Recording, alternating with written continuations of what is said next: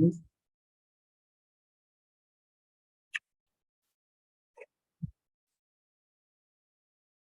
right, so we, as usual, dedicate this presentation to His Divine Grace Abhay Charanara Bhaktivedanta Swami Srila Prabhupada, founder Acharya of the International Society for Krishna Consciousness.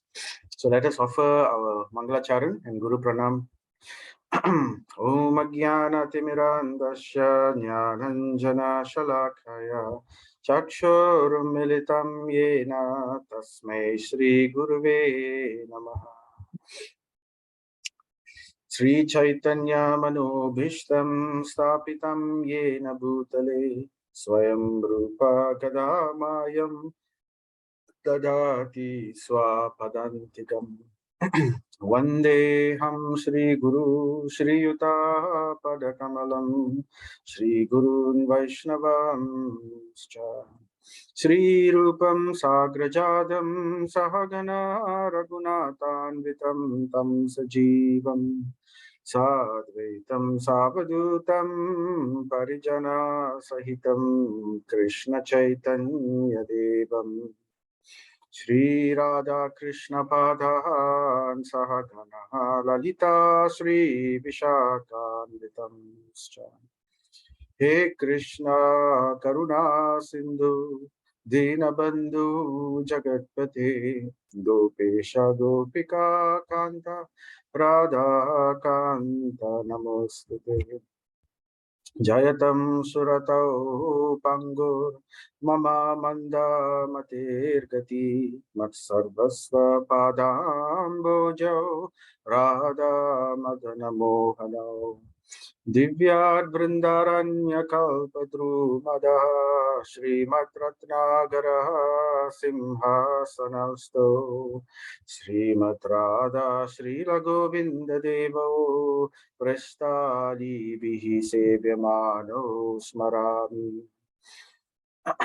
Sriman Rasa Rasarambi Vamsivata Statastitaha Karshan Venu Swanair Gopir Gopinata Shristunaha Tapta Kanchana Gaurange Radhe Vrindavaneshwari Vrishabhanu Sute Devi Pranamami Haripriye Jaya Sri Krishna Chaitanya Prabhu Nityananda Shri Advaita Gadadhara Shri Vasadi Gaura Bhakta Vrinda Hare Krishna Krishna Krishna Hare Hare Hare Rama Rama Rama Hare Hare Hare Krishna Krishna Krishna Hare Hare Hare Rama Rama Hare Hare Hare Krishna Krishna Krishna Hare Hare Hare Rama Rama Hare Hare Nama Om Vishnu Padaya Krishna Prasthaya Bhutale Srimate Bhakti Vedanta Swami Niti Namine Namaste Saraswati Deve Gauravani Pracharine Nirvisesha Sunyavadi Paschatya Deshatarine Narayanam Namaskrityam Naram Chaivam Narottamam Devim Saraswatim Vyasam Tato Jayam Mudire Nasta Prayeshu Abhadreshu Nityam Bhagavata Sevaya Bhagavate Uttama Shloke Bhaktir Bhavati Naishtuki. By regular attendance in classes on the Bhagavatam and by rendering of service to the pure devotee, all that is troublesome to the heart is almost completely destroyed, and loving service unto the personality of Godhead, who is praised with transcendental songs, is established as an irrevocable fact.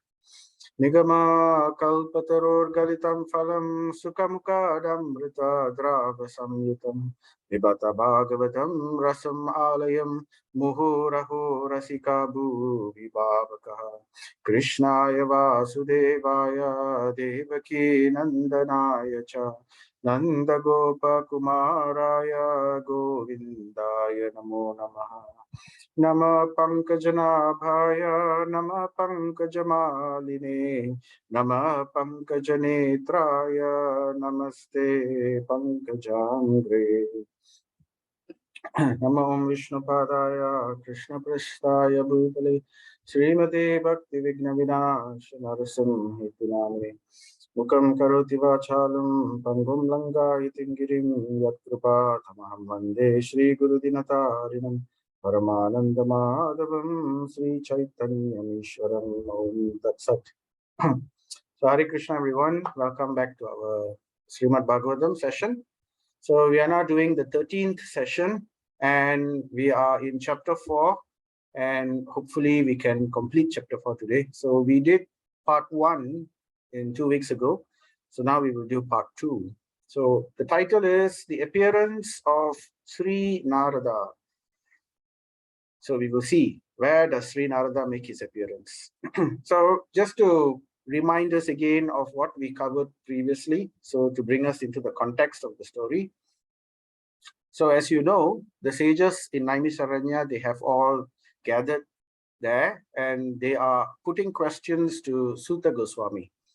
Sutta Goswami, he had heard Srimad Bhagavatam from another place.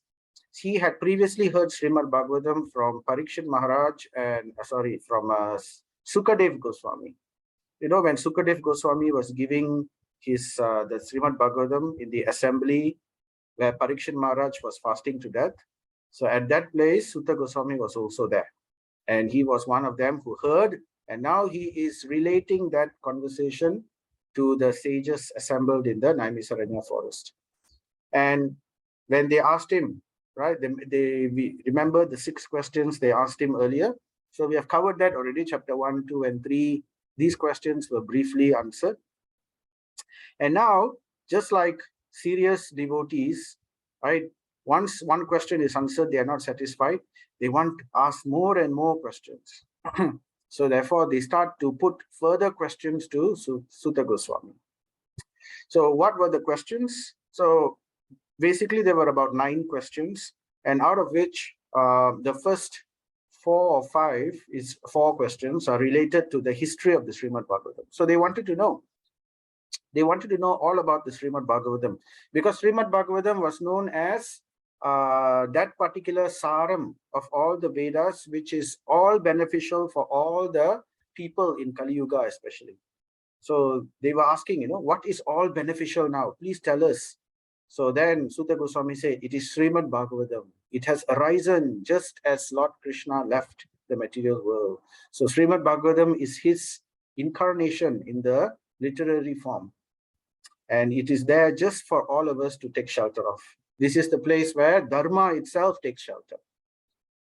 So they wanted to know, okay, tell us more about history of the Srimad Bhagavatam. So they asked one question.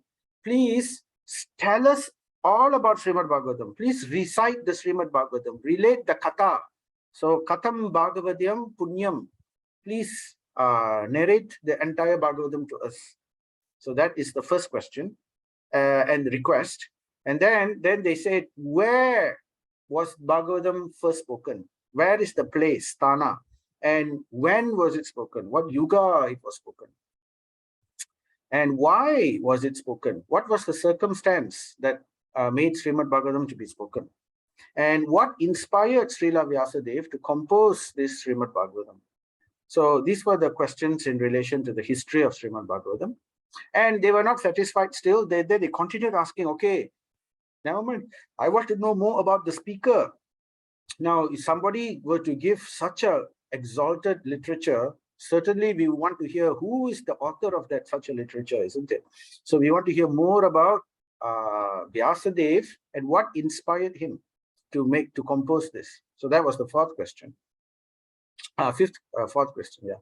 So then the speaker of the Srimad Bhagavatam, because Sutta Goswami heard it spoken by Sukadev Goswami to Parikshit Maharaj, right, in a different assembly. So therefore, at that time, the speaker was Sukadev Goswami. So they wanted to know more about Sukadev Goswami. how was Sukadev Goswami recognized as a great transcendentalist?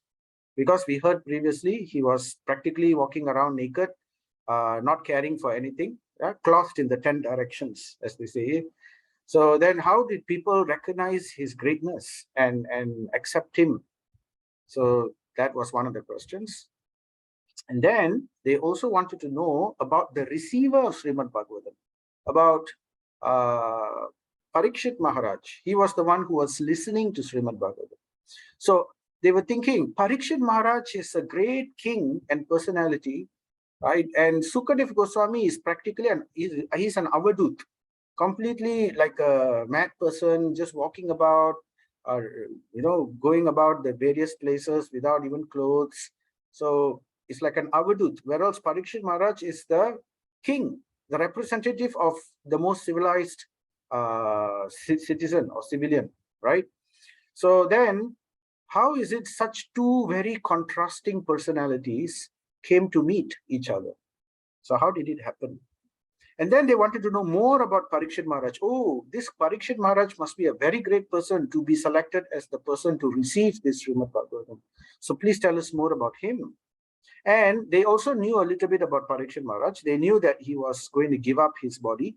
So then they were surprised. He's a king. He's very young. He has so much of unprecedented wealth and glory. Even in the three planetary systems, it's not seen. How is it that at the peak of his wealth and fame and glory at his youth, he just gave up everything and fasted for death? So why did he give up all these material things? So why is not enough? They also wanted to know, how could he give up? Now, if most of us had all these things, even if we wanted to give up, even if we had very good reasons to give up, then we will seldom be able to do it. Whereas he was able to give it up. So how was he able to give up? So why is one thing, how is another? So these were the 9 questions in connection to the Srimad Bhagavatam. And then to that, Sutta Goswami replies. So we also heard, so this is where we are now coming in. So the questions were what we covered in 2 weeks ago. And now we are going to listen to Sutta Goswami's reply to all these questions raised. So that's bringing us in context. So Sutta Goswami says, Sutta Uvacha, when Dwapare overlapped the Tritiya Yuga, so what he's saying, he's telling at the time when Dwapara Yuga and Treta Yuga overlapped each other. So what does that mean? Now, usually what happens is Satya Yuga is the golden age, which takes place first. And then comes Dwapara. Satya is 1, Dwapara is 2, Treta is 3, and then Kali.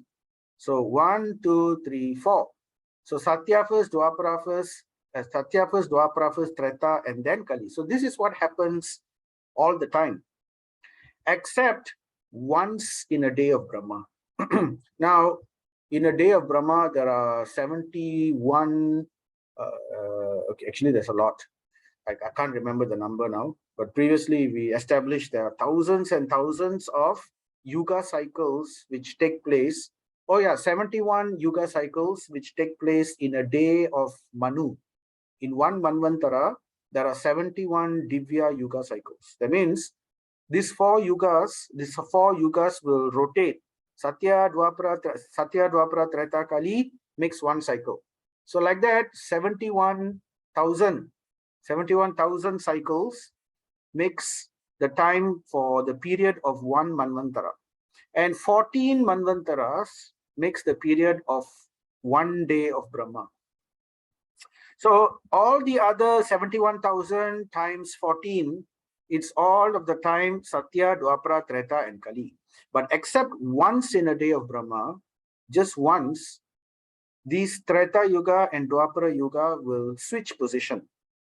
So Treta will come after Dwapara, and Treta will come first, Dwapara will come later. So they switch position, and we happen to be in such a swapped cycle. So we are very fortunate. Why we are fortunate? Because when this swap happens, that's when Lord Krishna himself personally advance on earth during this time. So at this swap, then Dwapara Yuga comes. At that time, Lord Krishna personally comes. Other times, Lord Krishna only comes as an incarnation. He doesn't come as Swayam Bhagavan, his direct personality directly from the spiritual world. So we are very, very fortunate. And not only that, Chaitanya Mahaprabhu also comes at that time also. And why this swap happened, that's a bit of a long story also. It's about the cursing of Ahalya and how the Ahalya is the wife of the sage Gautam. So, and then they told that in Satya Yuga, she was cursed to become a stone. And then the curse will be lifted only when Dwapara Yuga, only when Treta Yuga comes. So Gautam Rishi was saying, oh, Dwapara, now is Satya Yuga, after this is Dwapara, then only Treta. So it takes so long. So we cannot wait. So he requested a favor. Can we switch? So can Treta come first? So that's the reason that it happened in this particular Manvantara. It switched. So, right. So what happened is, when Dwapara overlapped the Tritiya Yuga, what happened? Kalaya Hari was born to Parasara in the womb of the daughter of Vasu. Now, Kalaya Hari, Kalaya means the plenary portion of Hari. So the expansion of the plenary portion here is referring to Vyasadeva. So Vyasadeva, you've already heard, he is Satyavesh avatar, right?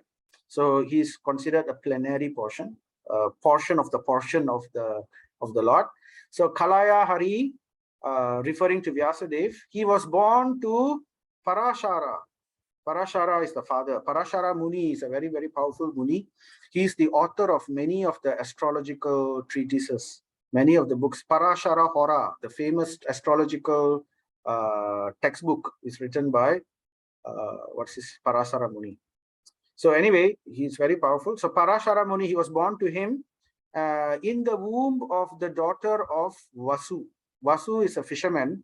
So that's very interesting, isn't it? How is it that the daughter of a fisherman became the mother of Vyasadeva and the wife of Parashara Muni? So that's a long story also. But that's in the Mahabharata. We won't talk about that now. So anyway, she was born to this daughter of the fisherman. Her name was Satyavati. And she was born to, the father was a fisherman. And she was also known as Matsya Ganda. Matsya Ganda. Ganda means fragrance. And Matsya means fish. Now, if anybody is said to be Matsya Ganda, that is not a compliment. Oh, you are Matsya Ganda. That means you smell like a fish. So that's the that's the fragrance of the body of Satyavati at that time. Why? Because again, that's another long story. So she was actually born in the belly of a fish. And with fisherman, one day he went and caught the net, and then the fish was stuck inside. And then later, when he opened the belly of the fish, he saw this baby girl was inside. And that's how, she's a very beautiful baby girl. But unfortunately, she had this fragrance of the fish until she met Parasara Muni. Then Parasara Muni, after having intercourse with her, he blessed her that let your virginity remain whole, and also let your fragrance be changed to a heavenly fragrance. So from then onwards, she became very heavenly in her fragrance. So, and then later on, she went on to become the mother of Dhritarashtra, the mother of Chitrangada, and in the Mahabharata line. Vichitravirya, Chitrangada, Pandu, all these people. So that is Satyavati. So she was born to the womb of Satyavati. So the mother of Vyasadeva was Satyavati, father was Parasara. And when did this happen? It happened in Dwapara. Now Dwapara Yuga, every Yuga has 3 parts to it. So Dwapara also has 3 parts to it. So these parts are called Sandhya. Just like a day. In a day, there are 3 parts to the day. The 3 Sandhyas. So usually we do Arati during the 3 Sandhyas. So those who are Brahmana initiated, they also do Gayatri mantra at the 3 sandhyas. This is dawn, the morning, right? Just like when the sun is rising. When the sun is right in the middle, noon, and when the sun is setting, dusk. So these are the 3 sandhyas. So just like a day has 3 sandhya, the yuga also has 3 sandhyas. So the Dwapara Yuga, during the 3rd sandhya, at the dusk of the yuga, when Dwapara Yuga was about to end, when Kali Yuga was about to start. So at that time, Vyasadeva was born. So then he continues, Sutta Goswami, Sa kadachit sarasvatya, once upon a time, by the banks of Saraswati River. So this is the Saraswati River. Saraswati River is a very special river. So this Saraswati River, you can see here, this is in the village of Mana. You know, the village of Mana is very famous. It's known as the last village of India. Why? Because it's right at the top, it's right at the top near Tibet. So it is at the roof of the world, in the Himalayas. So this is where Mana, the village Mana is. It's in the Chamoli district in the Uttarakhand region of India. And here I'm showing you this picture. This picture is called Beam Pool. This is a bridge where the river Saraswati is coming. So this river Saraswati emerges from the rocks here and goes and then disappears inside the rocks. So basically the river Saraswati has 2 tributaries. So later we will talk a bit more about river Saraswati. It's a very mystical river. It's about 20 kilometers from the Tibet border. And once upon a time, by the banks of the holy Saraswati River, as the sun rose, this is the place known as near Badrik Ashram, right? So very beautiful, Himalayas. As the sun rose, what happened? Vyasadeva took his morning ablution in the Jalam Suchi of the Saraswati, in the holy waters of the Saraswati. So this is Badrik Ashram. Badrik Ashram is very famous for the Nara Narayana Rishi temple. It's there. And they are said to be staying there. Even until today, the Nara Narayana Rishis, the incarnations of Krishna. Remember, they are Purna avatars, very powerful incarnations of the Lord. They are still there in the Himalayas. Anyway, nearby, Vyasadeva took his morning bath in the holy river of Saraswati.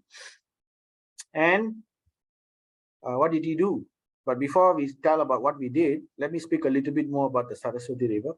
Now, the Saraswati River emerges from the rocks in the village of Mana, and it branches into 2 places. So one branch, this is the river Saraswati. One branch goes and connects with the Alakananda River. So there's another holy river, Alakananda River, this white color river you see here. So it connects with the Alakananda River, it confluences there, and then it flows continuously. So that is one, and this place where the confluence of the Alakananda and the Saraswati happens is called Keshava Prayag. It's about, it's near the village of Mana. So if you go there, you can also go there. And the other tributary of the Saraswati, it goes into a bunch of rocks and then it disappears. But it enters with such force. So it must have gone underground. It disappears. And it appears 800 kilometers away in Prayag, Deva Prayag. So this is where the holy river of Ganga and Yamuna, they both confluence. And from the underground region, Saraswati River connects with the 3. That's why this area is called Triveni Sangam, the confluence of 3 rivers. So they can see Yamuna, they can see Ganga, but they cannot see Saraswati. So Saraswati is hidden. So it's called Antarvahini. Saraswati, another name for Saraswati is Antarvahini. Antarvahini means the hidden river or the secret river. So it's hidden from sight. Why it's hidden from sight? It's because, later I'll tell. Okay. So Vyasadeva, he sat alone by the banks and then alone to concentrate. So where did he sit? This is where he sat. So this place is still there. This is called Vyasa Gufa. Gufa means cave. The cave of Vyasa or Vyasa Putti. So, it's a very interesting rock formation, right? These are natural rock formation, and they are 5,000 years old, carbon dated, more than that. So you can see the rocks nearby outside, they don't look like this rock, but this rock alone looks like this. So it looks like as if layers of layers of layers of a huge page of books have been put. It's like as if somebody has taken a huge pages of various books and they have kept it over here. So that's why this is also known as Vyasa Putti. Putti means the book, the box or the place where all the scriptures of Vyasa are written. So this is, you can see here, this holy cave is 5,300 plus years old. That was in 2018. So that, what did he do? Paravaranya Sa Rishi. So Vyasadev is known as Paravaranyaha. Paravaranyaha, Nya means knowledge, and one who knows, right? Knows what? Knows para and vara. He knows past and future. So he is someone who can see the past and the future. And such a rishi was Vyasadev. He saw that Yuga Dharma anomalies. So there will be anomalies happening during the Yuga Dharma. Now, every Yuga has their Dharma. But towards the close of the Yuga, when the Yuga is ending, there will be difficulties in performing those Dharma. Like, for example, meditation was the Dharma for Satya Yuga, temple worship for Treta Yuga, Dwapara Yuga was, fire sacrifices for Treta, temple worship for Dwapara. So there will be difficulties happening. So he saw all this, the Dharma anomalies happening. And this happens on the earth in different ages. So it happens for every age. Why? Due to Kalena Vyakta. Kalena Vyakta means due to the force of time, due to the Avyakta, the unseen force of time. So time is also one of the forms of the Lord. So due to the pressure of time, everything deteriorates. Everything changes eventually. Nothing remains, because that's the nature of this material world. Remember, Ashashvatam, temporary, nothing remains forever. And in order to facilitate that change, anomalies has to start to happen. So this was the situation. Time was changing and everything. So then what happened? This great sage, who is Amoghadrik, he's also described as Amoghadrik. Amoghadrik means one who is fully equipped in knowledge. So there is no defect, completely perfect in knowledge, right? Because it's the literary incarnation of Krishna directly, isn't it? Satyavesh avatars though, but still Amoghadrik, fully equipped in knowledge. And this great sage, he could see through Divyena Chaksusa. That means with divine vision. So not only he's full of knowledge, not only he can see the past and the future, he could also see divine vision, the deterioration of everything material, Bhautika. So that happens, right? Just like the golden age, we have the 4 pillars of Dharma: truthfulness, cleanliness, what else? Austerity and mercy. So one by one, these things were deteriorating. So in Satya Yuga, the first thing to fall was austerity. So austerity was slowly being eroded. And then after that, in Treta Yuga, what else? Mercy started to deteriorate. So the fire sacrifice introduced started to include animals also. And then later, eventually, cleanliness also deteriorated. So temple worship in Dwapara Yuga became very difficult because cleanliness started to deteriorate. So finally, truthfulness is also deteriorating in Kali Yuga. So everything, not only the 4 pillars of religion, everything material, Bhautika, was deteriorating. So what is these things which are deteriorating? Example, size. So it's described that people in different yugas, they used to be much larger, huge. If you see Lord Ram's Paduka, they are very big. There's one place in one temple, I think, Long Ram's Paduka. So very huge. Then you will think these must be giants. Even a few hundred years ago, the Kshatriyas in Jaipur, they used to carry swords, and the type of swords they used to carry into battle just few hundred years ago only, in Kali Yuga alone. You can see that a normal person now, if I and anybody else would go and carry, we cannot carry. It's so heavy. We put all our effort just to carry. Imagine they carried with them and they went and fought with it, and so it's unimaginable. So the size is reducing. One thing, memory is also reducing, deteriorating. People used to be able to remember just at one vision, one hearing, photographic memory, right? Shrutidar, they are able to remember at one say. But now, less and less people are like that. Land also not so fertile. The land was very bountiful in those days. Cow also gives less milk, right? Food is also becoming scarce. Gold is also, so Satya Yuga was golden age because gold was so much abundance. Everything was gold. Then Treta Yuga, gold became less. Silver was still abundant, so silver age. Then later became bronze. Bronze was still abundant. Silver, gold all became scarce. Now in Kali Yuga, you can imagine gold and silver is very, very rare commodity. Bronze is also expensive now. So that's the thing. You want to buy a copper drinking pot, the price is quite high nowadays. So everything is going down due to the influence of the age. So that's happening. So Vyasadeva, he could also see that the Ashrada Dhanam Janan, Ashrada means the faithless, Ashrada, the faithless people, Shraddha means faith, Ashrada means those without faith, Ashradanan Janan. Janan are the population. Most of the population became faithless, right? And they started to have these qualities. Nitsatwan, Ni Satwan.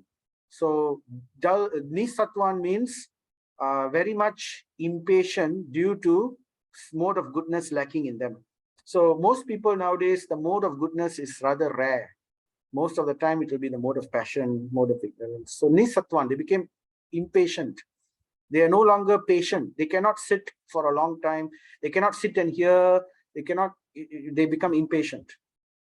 So then Durmedan, dull-witted. Meda means intelligence. Dur means dull intelligence. Rashita Ayusaha, reduced Ayu. Duration of life is reduced. Durbagan also became, Bhaga means fortunate. Durbagan means unfortunate. So this became the situation of the people as Kali Yuga was approaching. So he thought, thus he contemplated for the welfare. Hitam means for the welfare of the ultimate welfare. Thus he contemplated for what is the best thing I can do for these people. So the same kind of questions which were raised by the sages of Naimisharanya to Sutta Goswami was also thought before. They were not the first to think of this. Vyasadeva already thought of it. So this is what great sages do. They think of the welfare of the people. And then what did he do? Chaturhotram karma shuddham prajanam vikshya vaidikam. He saw that the sacrifices mentioned in the Vedas, Chaturhotram, these are the sacrifices from the 4 Vedas, right? And these sacrifices were meant to purify our karma suddham. So basically to purify our karma, to purify our occupation, because as we perform occupation, we incur karma also. So to purify everything we earn, we purify by performing sacrifices, right? So he saw that the sacrifices mentioned in the Vedas were means by which, this is one of the way by which people's occupations can be purified. And then, therefore, what he did, he compiled the Vedas. So, Vyadadhat Yajna Santatyai Vedam Ekam Chatur Vidam. So, initially, the Veda was just one. Vedam Ekam. It was just one Veda. What was the name of this one Veda? It was called Yajur Veda. Yajur Veda was the seed Veda, the original Veda. And from this Eka Veda, what happened? To simplify the process of this sacrifices, he divided the one Veda into 4. So Vedam Ekam Chatur Vidam. So this is the evidence. So Vyasadeva was responsible for taking the Veda and dividing it into 4.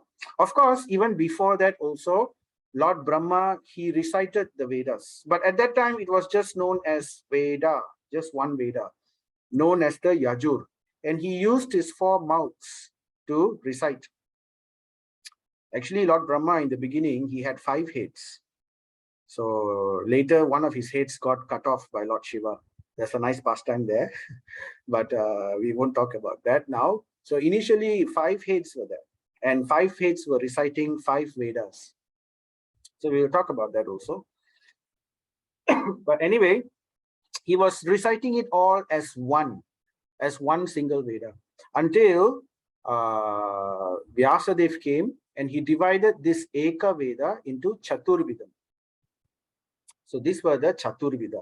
The Veda became Sama Veda. The Yajur Veda, which was the original Veda, became Sama, Rig, and Yajur also maintained it, and Atharva Veda. And in this way, Rig, Yajur, Sama, Atharvakya, Vedas, Chatvara, Udrittaha.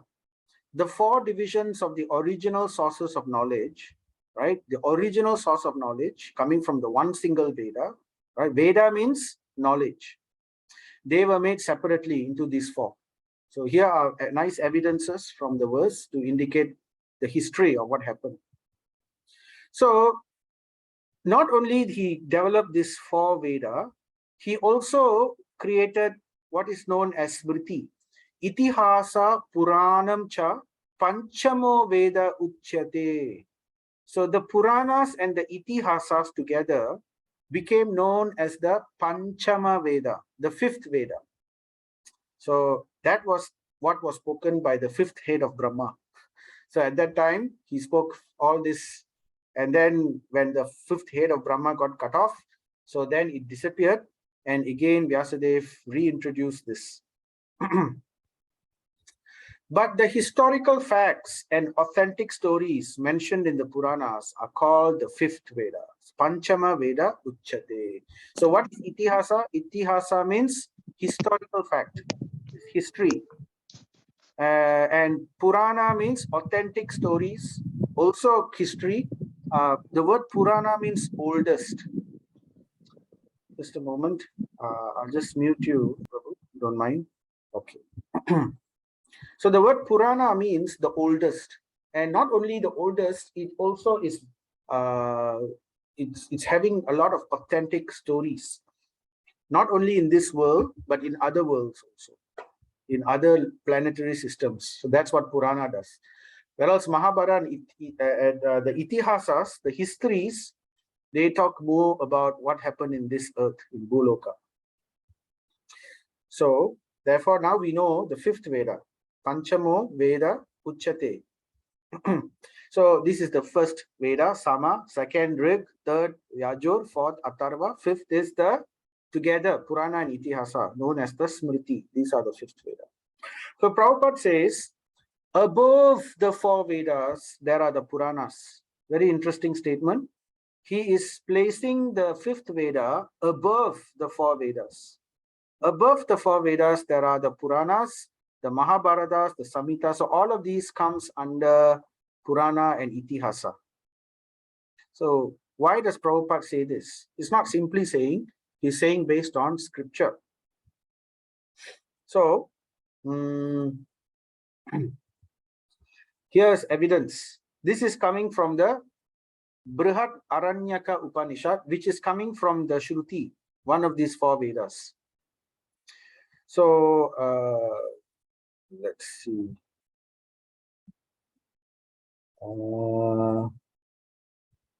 There is a mark here. Just a moment. Okay, now mind. I don't know how to erase this. All right, so here, this is evidence. The Rig, Yajur, Sama, and Atharva Vedas, as well as the Itihasa and the Puranas, all manifest from the breathing of the Lord. So they're all coming from the Lord only. So that's one. first evidence from Upanishad. And here there is another Upanishad, Chandogya Upanishad. It says, indeed, Rig, Yajur, Sama, and Atharva are the names of the 4 Vedas. The Itihasas and Puranas are the 5th Veda. So this is again corroborated by Shruti. So Bhagavatam is also saying this, Shruti is also saying this.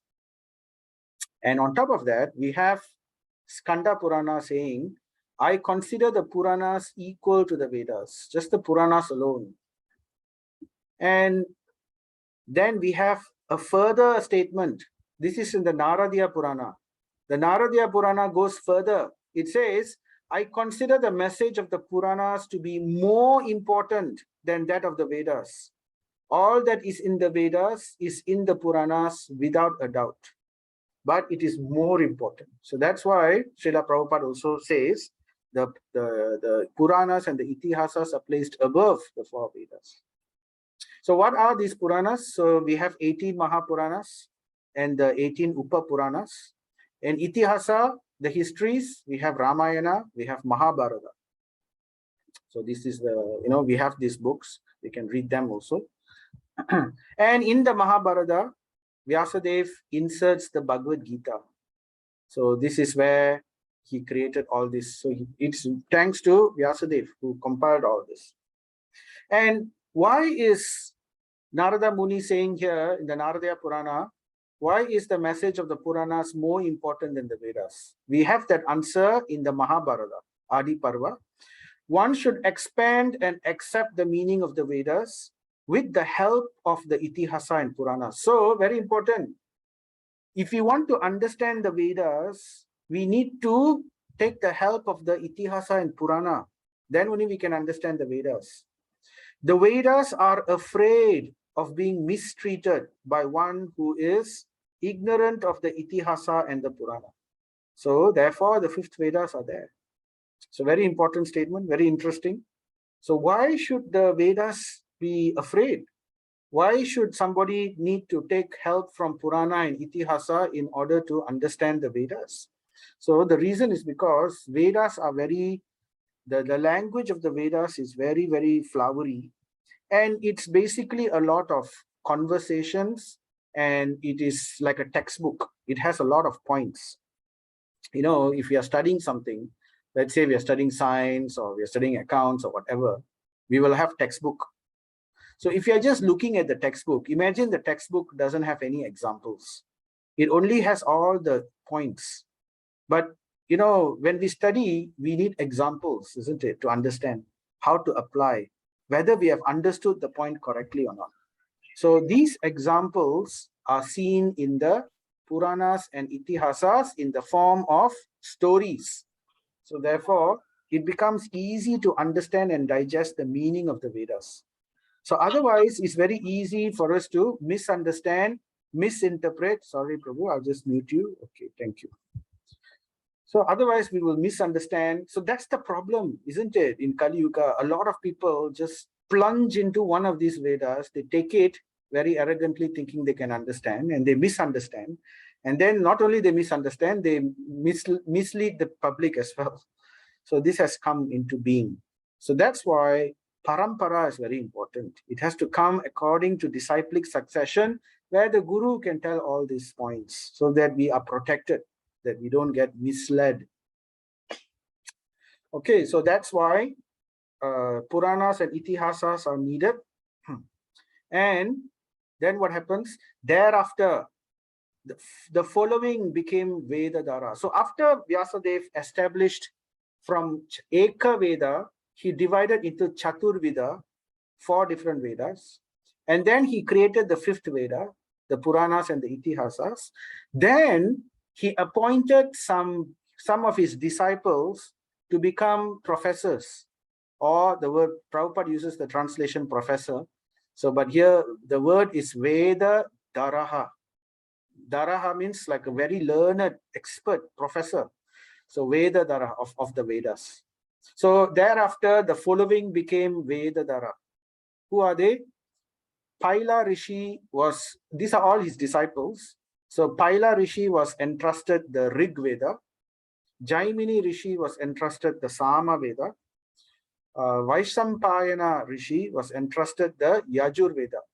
But remember, I mentioned that Yajur was the seed, right? All of it came from there.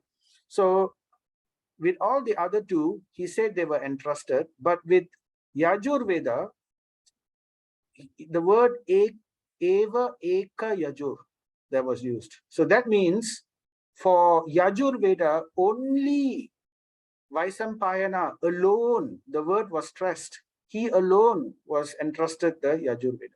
So meaning that the implication is, for the Rig Veda, though Paila Rishi was the professor, there were others also who were learned in the Rig Veda.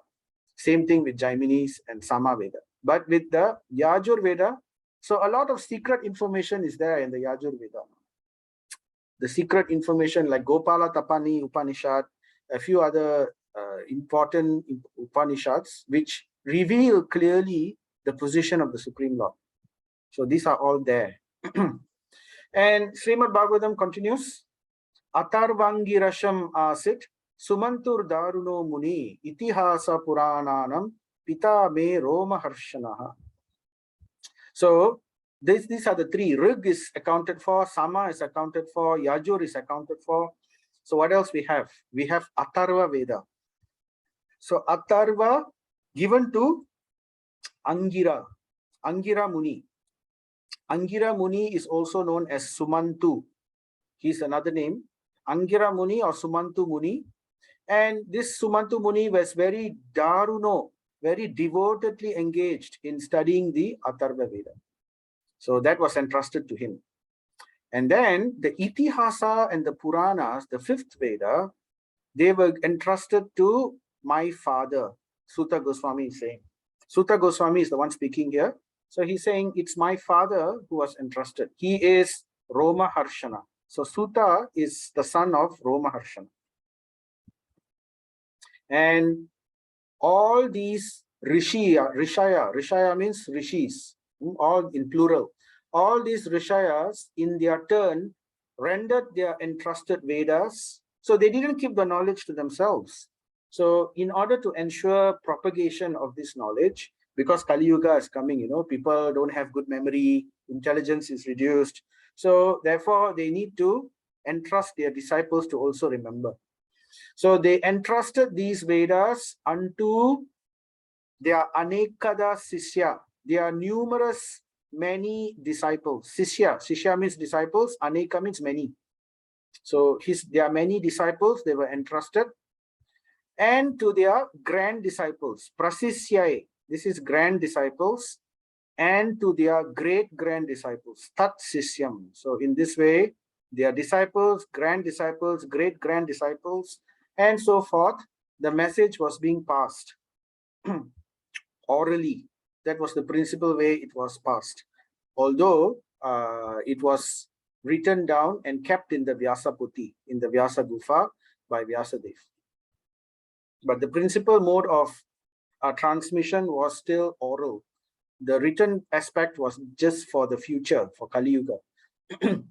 And thus, the respective branches of the followers of the Vedas came into being.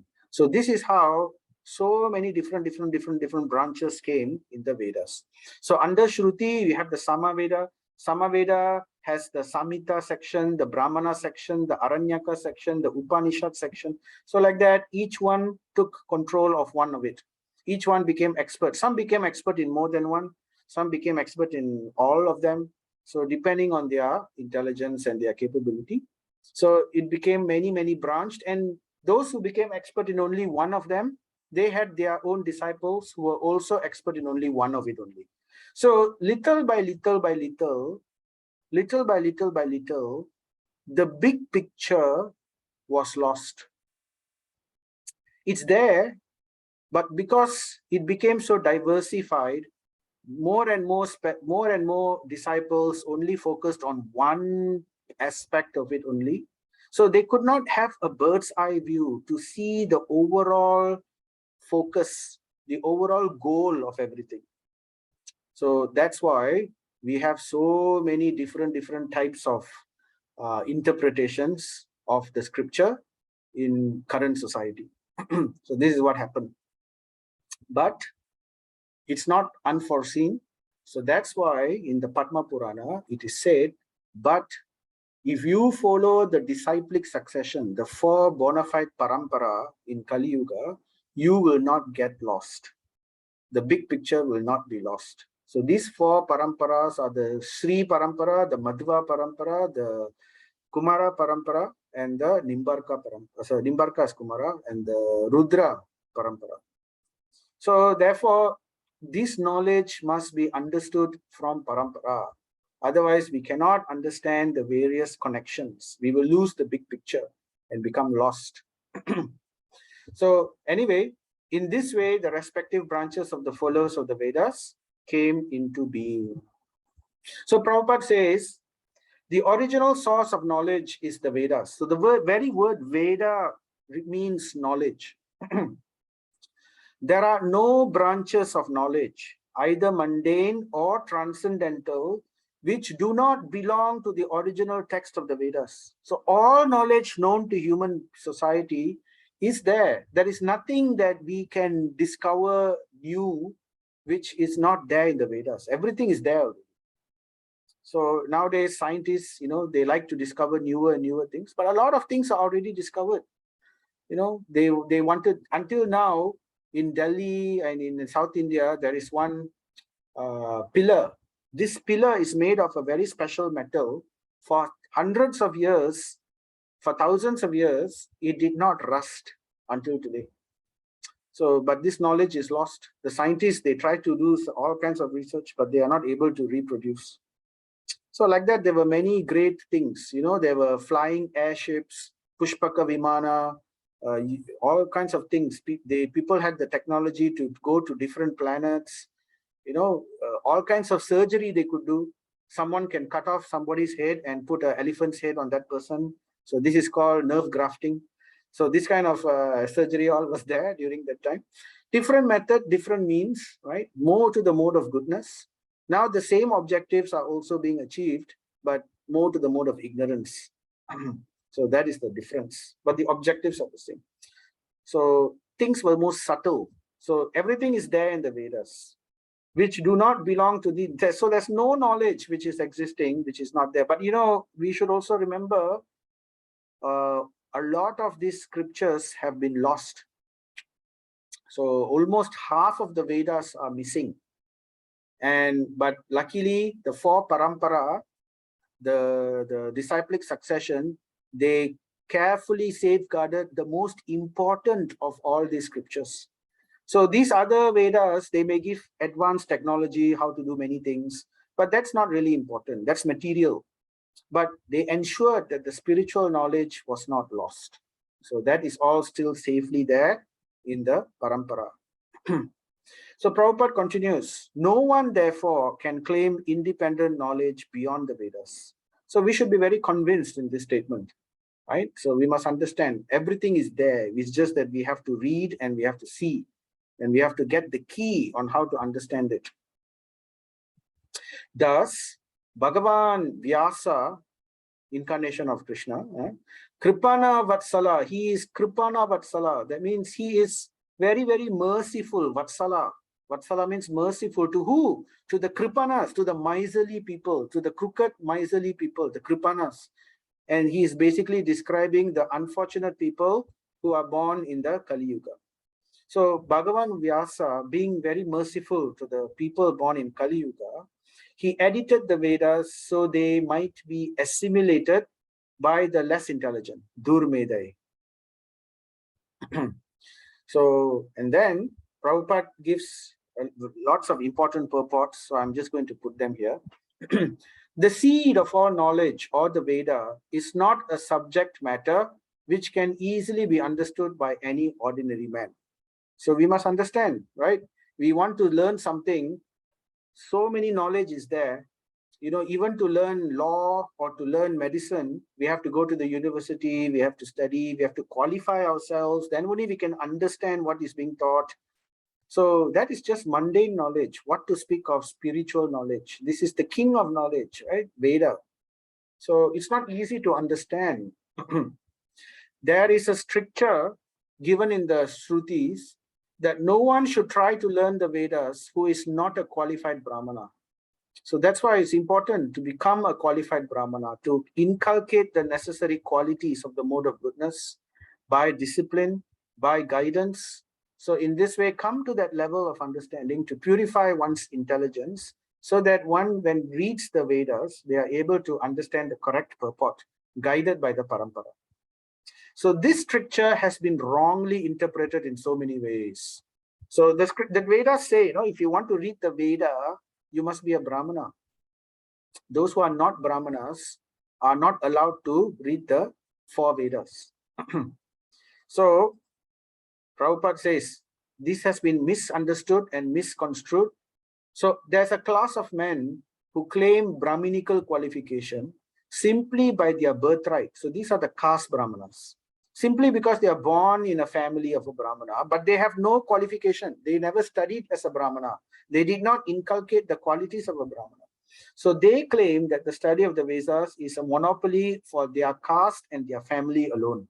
So this is an example of exploitation. So this is incorrectly done. Another misunderstanding, another section of the people take this as an injustice to members. Oh, why is it only Brahmanas can read the Vedas? Vedas should be for everybody. Why so exclusive? I also want, everybody wants to read. So another people take this as an injustice to members of other castes who do not happen to take birth in a Brahmana family. But Prabhupada says both of them are misguided. So it's not about question of birth. It is a question of qualification. So just like we don't allow any Tom, Dick or Harry to hold the surgery knife when you are being cut, right? We have to ensure that they have all their degrees and their experience and they've gone through proper training. So in the same way, this Vedic knowledge, which is very, very important to guide society, has to be in a custody of very, very qualified people. So this custody is in the Sampradaya, not in the Brahmana caste. It's the Sampradaya which is holding the custody. And they are the ones who can guide in the correct way. The Vedas are subjects which had to be explained even to Brahmaji by the Supreme Lord. They had to be explained to Brahmaji by the Supreme Lord. And Brahma is known to have a body made out of fully intelligence. His body is not made out of earth, water, fire, air, ether. There are eight gross elements and 5 gross elements, 3 subtle elements. So his body is made up predominantly out of intelligence. So that's Brahma. And he had to be explained.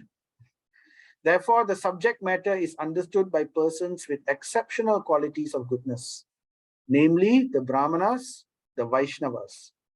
Persons who are in the modes of passion and ignorance are unable to understand the subject matter of the Veda.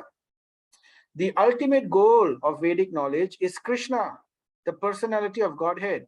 Because unqualified people are looking at the Vedas, they are coming up with wrong interpretation and they have completely missed the goal of the Vedic scriptures. And therefore, due to their own motivated interpretations, they misguide society. So this personality, Krishna, is very rarely understood by those who are in the modes of passion and ignorance. It's a very important point to understand. In the Satya Yuga, everyone was situated in the mode of goodness. Gradually, the mode of goodness declined during Treta and Dwapara Yuga. Remember Nisatvam? It's described Nisatvam, lack of mode of goodness in Kali Yuga. And the general mass of people became corrupt. So therefore gave rise to exploitation. So we have this nice verse in the Bhagavad Gita.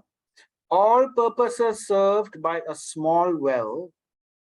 So a small well can give all kinds of purpose, right? We can use a small well to do many things. But whatever purpose this well can give can at once be served by a great reservoir of water. Whatever the well can do, this lake can do that and much, much more, right? Remember that verse, Yavan Artha Udapane Sarvata Samplutodake, Tavan Sarveshu Vedeshu, Brahma Nasya Vijnataha, Vijanataha. So this was that verse. So just like how one who sees the big picture, one who is in possession of a lake, whatever that the well can do, the lake can automatically do. So similarly, all the purposes of the Vedas in each of the sections and subsections can be served or can be understood or can be reconciled by one who knows the purpose behind them. So that is why, again, the parampara guidance is very, very important. So Vyasadeva, right, what he did, out of kripaya, out of mercy, the great Muni thought it wise that this would enable men to achieve the ultimate goal of life. So, because it's difficult to understand the Vedas, because it's difficult to understand and especially the mode of goodness is very lacking, people will just look at the Veda, they open 1-2 pages, then they will close. Oh, this is so boring. Oh, this is so difficult to understand. Oh, the words are too flowery. Of course, number one, it's all in Sanskrit, and the meanings are very deep. So therefore, out of great mercy, what did he do? Out of great mercy, he compiled the great historical narration, Akhyanam, historical. It's not fancy, it's not mythology. Historical narration called Mahabharata. So this is the historical fact. And this is especially created for the Traina Shruti Gochara, for those where the Shrutis are forbidden. You know, the 4 Vedas, it's forbidden for the non-Brahmana. So for those people who cannot touch the Shruti, for them, the Mahabharata is there. And because the Mahabharata is very exciting, it is basically full-scale drama, right? It's drama to the highest degree. It's like the number one, like the father, the great-grandfather of all soap operas, the great-grandfather of all serials, the mother of all serials, right? Everything is there, you know. You can find illegitimate children, you can find all the nitty-gritty, all the sundry, all the things that makes people very excited to watch all the serials. Everything is in the Mahabharata. And such is the genius of Vyasadeva that he used the mode of passion and the mode of ignorance in this way to attract the minds of the people, the sundry, the many people in Kali Yuga, because they will get attracted to it. Oh, interesting. And then at the most exciting part of the entire Mahabharata, what is the most exciting part of the entire Mahabharata? The most exciting part is when the war is going to start. And that's when everybody, you know, in a movie, if somebody is in a Mahabharata movie, the most exciting part is coming. You don't want to go to the toilet. You don't want to talk to another person. You just tell the person to keep quiet. Wait, very important. So when everybody's attention was at its peak, at that time, Krishna delivered the Bhagavad Gita. So very interesting. He knows how to capture the attention of the audience. And this was truly the case, because even a few hundred years ago, every village, every town, and they will be having discussions of Mahabharata, Ramayana. In this way, they will recite, they will have plays, they will have drama, and this was big time. And even 20, 30, 40 years ago, so you know, Mahabharata serial was a big hit in India and other places. Even until today, the traces are still there in Indonesia, in Thailand, Vietnam, Indochina. So such was the impact, the largest epic known to mankind. So this was the mercy, the kripa of Vyasadeva. For the Stree, especially it was meant for the Stree, for the women. You know, generally ladies like to watch serials, isn't it? Well, maybe it's not general for everybody, but majority of those who watch serials, you will find they are ladies. So it's especially meant to attract their attention. For the Stree, for the Shudra, the laborers, they cannot understand philosophy. You know, if we give them philosophy, oh, no, don't give me philosophy, give me story. So that is meant for these people, the Stri, the Shudra, and the Dvija Bandhu, the friends of the Brahmanas. They are born in Brahmana family. They claim to be Brahmanas, but they don't have the quality of the Brahmana. So for the less intelligent generally, right? So in Kali Yuga, everybody is in this category, right? Everybody is born Sudra, right? So there is no discrimination here. So therefore, for these people, the Mahabharata was especially given so that they are also benefited.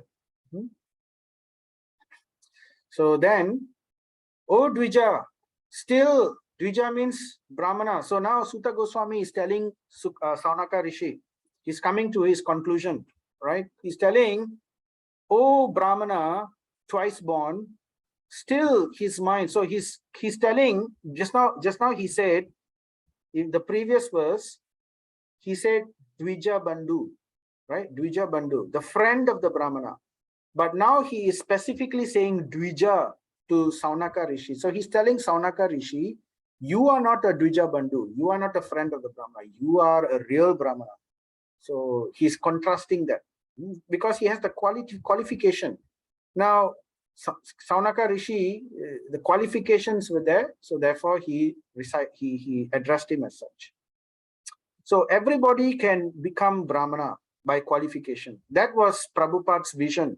If you see the vision, there are 7 mission statements of ISKCON, International Society of Krishna Consciousness.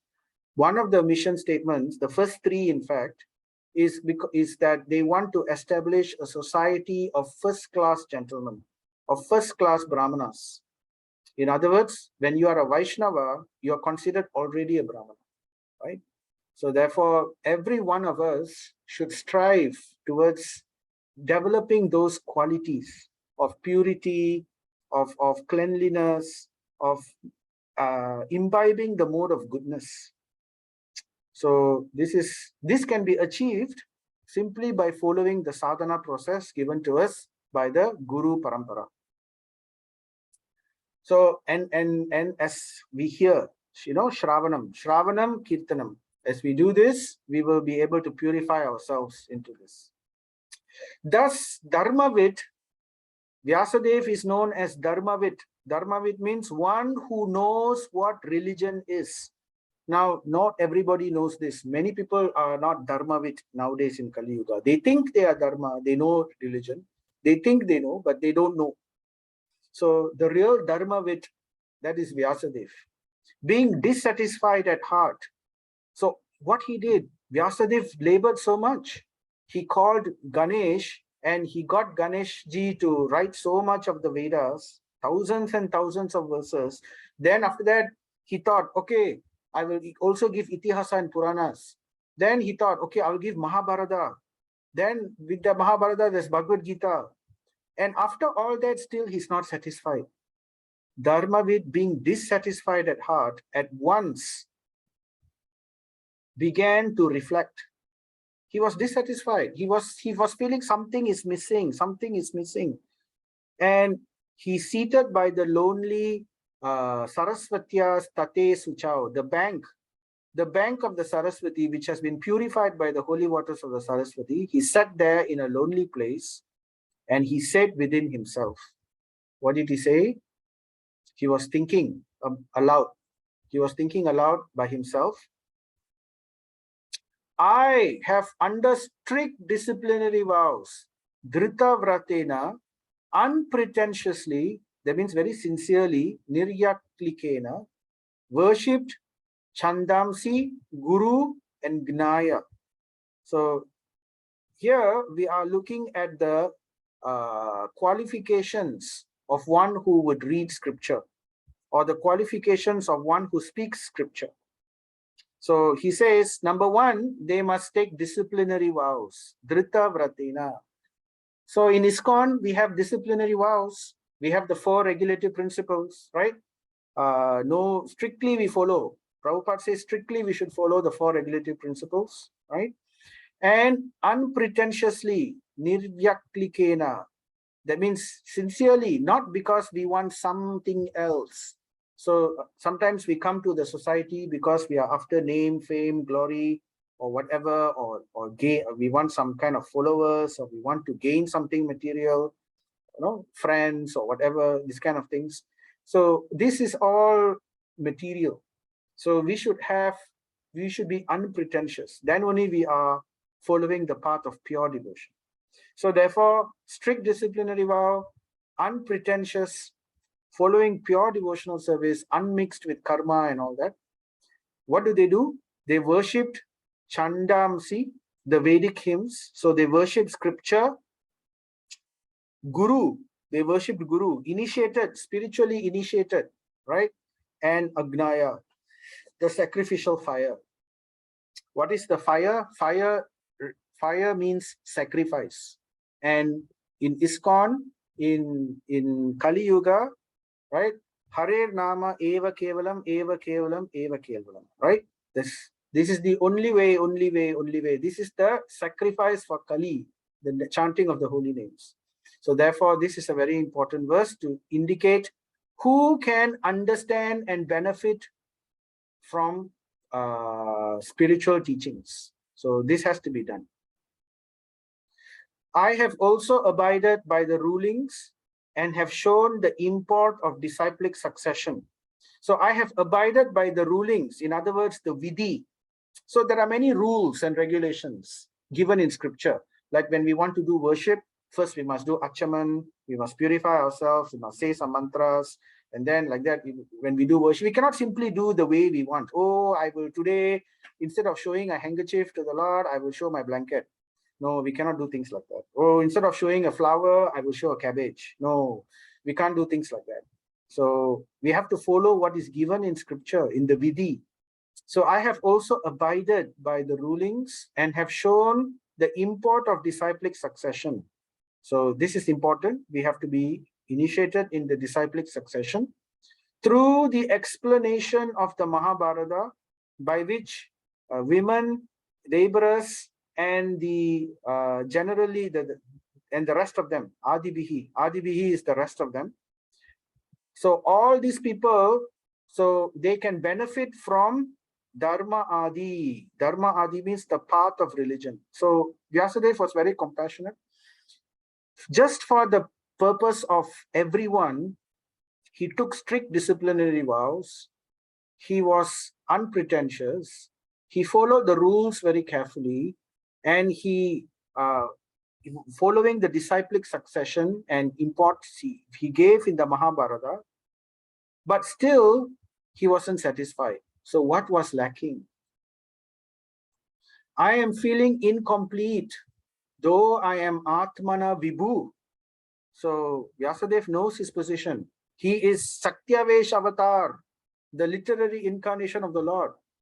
I am feeling incomplete, although I am Atmana Vibhu. I am extremely qualified. I am full of knowledge. Atmana Vibhu. Vibhu means very great. It's to the maximum, to the full. So though he is 100% qualified, he's feeling incomplete. So I am feeling incomplete, though I am Atmana Vibhu, fully equipped with everything required by the Vedas. So he satisfies. If the Vedas have check boxes, everything he has checked. He is the best person to present the scriptures. So he did do it, but he's not satisfied. This may be, so he starts to self-reflect. He starts to introspect. Why am I feeling like that? Then, of course, he is the Supreme Lord incarnation. So he knows the answer also. This may be because I did not specifically point out Bhagavata Dharma. He has given Karma Kanda Dharma. He has given Pravrita Marga. He has given Jnana Marga. But he did not specifically point out Bhagavata Dharma, the path of devotion, which is Priya Paramahamsanam. This path of devotion, pure devotional service, Bhagavata Dharma, is very, very dear, Priya, to the great souls, Paramahamsas. The Paramahamsas, or the perfected beings and the great souls, even those who are liberated, they find the Bhagavata Dharma very, very dear. All other Dharma only serves to bring the person to the path of liberation. But beyond liberation, what is waiting for them? Bhagavata Dharma is waiting for them. Bhagavata Dharma can attract that person who is liberated. Such is the potency. So very dear to the Paramahamsanam. Remember in the Bhagavatam also, early verses, Nigama Kalpataror, Nigama Kalpataror, Saram, Ahur, Muhur Ahur Asika Bhavakaha. Right? So even those who are purely liberated, they become attracted by the Bhagavatam. So which is Priya Paramahamsanam as well as Achyuta Priya. So not only dear to the pure devotees, not only dear to the liberated, perfected beings, it is also dear to Achyuta, the Supreme Lord, the infallible Lord, one who is without second. So therefore, that is the reason he is feeling incomplete. And as mentioned before, so while he was thinking this way, Narada Muni comes. As mentioned, Narada reached the cottage of Krishna Dvaipayana Vyasa on the banks of the Saraswati, just as Vyasadev was regretting his defects. So then Prabhupada says, why is Vyasadev feeling this way? Not because of his lack of knowledge. That was already mentioned. He is fully qualified. He ticks every box and beyond. So why he was feeling like this? Because sometimes this is Leela. This is basically the will of the Lord. He wants the inspiration to be infused to Vyasadev from his Guru. So he wants that to happen. Although he knows the answer, he wants the Guru to bless him with the instruction. So the inspiration was infused by Sri Krishna directly in the heart of Vyasadev. So this is how Krishna, as Chaitya Guru in the heart, as Paramatma, he guides all of us. He gives the inspiration to go in the right direction. And thus, and the more we are bringing ourselves to the mode of goodness, the more we can hear his instructions clearly. Otherwise, it will become clouded. So, and thus he felt the vacuum. So this is the situation. It was inserted by Krishna to make him feel this way. At the sudden auspicious arrival of Sri Narada, Sri Vyasadev, what did he do? He was sitting and contemplating. So here we can see what we should do when we see Guru. Narada Muni was the Guru of Vyasadev. So as soon as he saw Guru, what did he do? Guru came suddenly, not without, he didn't say, okay, by email, I'm going to arrive 3 weeks from now, so prepare everything. So he came suddenly. So Vyasadev got up, immediately he got up respectfully. Pratyuttaya. So this is an important point. When senior devotees come, when pure devotees come, one of the ways of showing respect is to immediately get up, not to remain seated. If you are seated, if you are lying down, not to receive them while being seated. That's quite rude actually in the Vedic scriptures, in the Vedic culture. So we also learn culture along the way, the culture of the spiritual world, the Vedic culture. So to immediately get up, that is a sign of respect for a senior personality.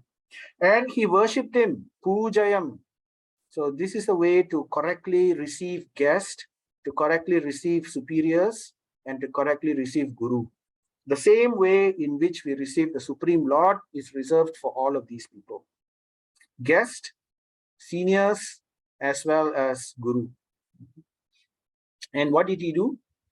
Giving him veneration equal to that given to, so he gave veneration, respect, equal to that given to Vidhi Sura Pujitam. Vidhi Sura Pujitam is, Vidhi is another name for Brahma, Sura Pujitam. So he gave equal respect to Lord Brahma, the founder of the Parampara. He is the Adi Guru for the Parampara. Because Brahma is the spiritual master for Narada. So, but as if Brahma himself came, he gave equal respect. So this is a very important point. Prabhupada says here, Narada is the second Acharya in the Parampara, representative of Brahma. Brahma is also known as Vidhi because he is the father of all regulations. He is the one who set all the regulations. And therefore, he is respected exactly like Brahma. Although he is number 2 in the Parampara, still he is given the same respect as the Brahma. So this is an important understanding in Guru Parampara. We don't differentiate not only between Parampara lineage, but between Siksha Guru and Diksha Guru. So we have to give the same respect. So recently also, His Holiness Banu Maharaj mentioned that if one differentiates the respect given between Siksha and Diksha, then one commits offense to the Guru. So one has to, in his mind, set that kind of understanding. One, if he's taking Siksha, instruction, or if he's giving Diksha, initiation, they are both to be equally respected. So, so in this way, Prabhupada also says, similarly, all other successive disciples in the chain are also equally respected as representatives of the original spiritual master. Who is that? That is Lord Nityananda or Balaram. They are all basically representatives of him. So with this, we end our chapter 4, right? So let us recite this. Jaya Sri Krishna Chaitanya Prabhu Nityananda Sri Advaita Gadadhara Sri Vasadi Gaura Bhakta Vrinda Hare Krishna Krishna Krishna Hare Hare Hare Rama Rama Rama Hare Hare Hare Krishna Krishna Krishna Hare Hare Hare Rama Rama Rama Hare Hare Hare Krishna Krishna Krishna Hare Hare Hare Rama Rama Rama Hare Hare. Jai Srimad Bhagavatam ki, Jai Srila Prabhupada ki, Jai. So thank you very much for joining this session and listening patiently as well. So please kindly forgive any lackings in the presentation. So if there are any questions and answers, doubts, clarifications, we can address. Hare Krishna, Prabhu. Hare Krishna, Ram Naidu Prabhu. Yes, Prabhu. How are you? Thank you very much for the lovely class. Thank you. It's one of the best presentations of Srimad Bhagavatam, Prabhu. Oh, really? Okay. Prabhu, my question, Prabhu. In Mahabharata, Bhagavad Gita was spoken in Mahabharata in Bhishma Parva. In Bhishma Parva, Bhagavad Gita was spoken by Arjuna, and 4 personalities was hearing Bhagavad Gita. Number 1, Sanjaya, Arjuna, Hanuman, and Sudarsana, is it? Who? The 4th person. Sudarsana Sakram. Oh, okay. All right. If I'm not mistaken, Prabhu. And then later part, it was brought down to people like us. Why only the 4 was selected? I mean, just curiosity question, Prabhu. Well, I've not heard. Well, I've not heard like that before. I've not heard that only these 4 were selected. I thought, my understanding was, I thought everybody there was listening. So I don't know. I could be wrong. Well, I don't know. I'm not sure. I don't know the answer. It's okay, because I was a bit curious. I was curious on this issue. Okay, my second question, Prabhu. Why in Mahabharata, why Bhagavad Gita was selected to spoke in Bhishma Parva? Because Bhishma Parva, Bhishma going to die with a bow and bows on body. It should be beginning, because I'm trying to get this answer for a couple of senior devotees. I really could not understand the explanation. So I'm still looking for answer. Why it was spoken in Bhishma Parva rather than beginning of Mahabharata, Prabhu? Okay, so I think I gave that answer also while in the middle of the class.